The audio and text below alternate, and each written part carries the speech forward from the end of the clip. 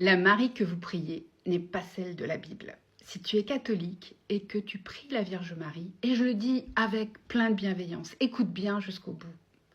Ce que je vais dire n'est pas une attaque personnelle. C'est une question biblique, historique et spirituelle. Parce que la Marie que tu pries aujourd'hui n'est pas la Marie présentée dans la Bible.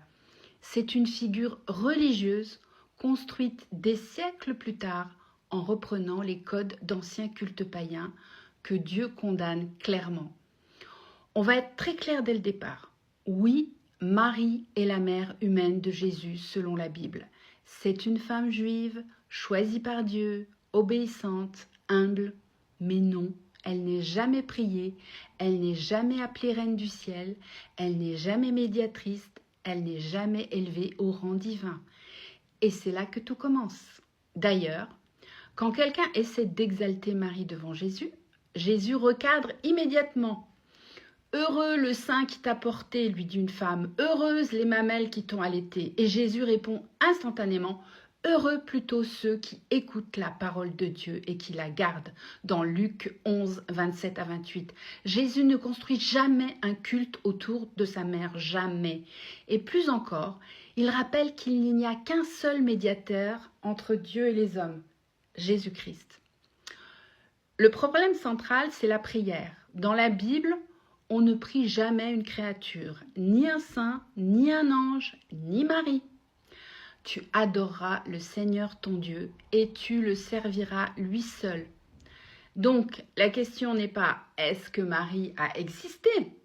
mais pourquoi prie-t-on quelqu'un que la Bible ne demande jamais de prier?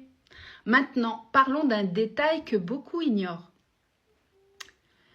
Dans l'Ancien Testament, Dieu condamne un culte précis, le culte de la Reine du Ciel. Dans Jérémie 7, 18, les enfants ramassent le bois, les pères allument le feu et les femmes pétrissent la pâte pour préparer des gâteaux à la Reine du Ciel et pour faire des libations à d'autres dieux afin de m'irriter. Et Dieu dit clairement que ce culte provoque sa colère. Question simple. Pourquoi Marie est-elle appelée aujourd'hui Reine du Ciel alors que ce titre est bibliquement associé à un culte païen condamné? Bien avant le christianisme, les peuples adoraient déjà une mère céleste. Astarté chez les Cananéens, Ishtar à Babylone, Isis en Égypte, Cybèle à Rome. Même schéma partout. Une mère divine, reine du ciel, protectrice, intercesseuse avec des statues, des processions, des prières. Ce n'est pas une coïncidence. Le tournant historique se situe au IVe siècle, quand le christianisme devient religion d'État au IVe siècle. Le problème est simple, les peuples sont païens. Donc on ne détruit pas leur culte, on les christianise. Et les statues restent, les processions restent, les prières restent. On change juste le nom. Astarté disparaît, la Vierge, reine du ciel, apparaît. Alors la différence entre la Marie biblique et la Marie religieuse. La Marie biblique conduit toujours à Jésus. La Marie religieuse reçoit la prière. La Marie biblique dit « Faites tout ce qu'il vous dira ». La Marie religieuse devient un refuge spirituel. Ce n'est plus la même figure. Et qu'est-ce que dit la Bible sur les idoles? Ce que les païens sacrifient, ils le sacrifient à des démons dans 1 Corinthiens 10.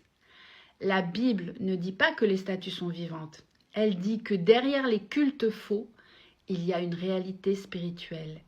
Et la séduction religieuse est la plus dangereuse parce qu'elle ressemble à la vérité. Marie n'a jamais demandé qu'on la prie. Jésus n'a jamais demandé qu'on prie Marie. La Marie que vous priez aujourd'hui n'est pas la Marie de la Bible.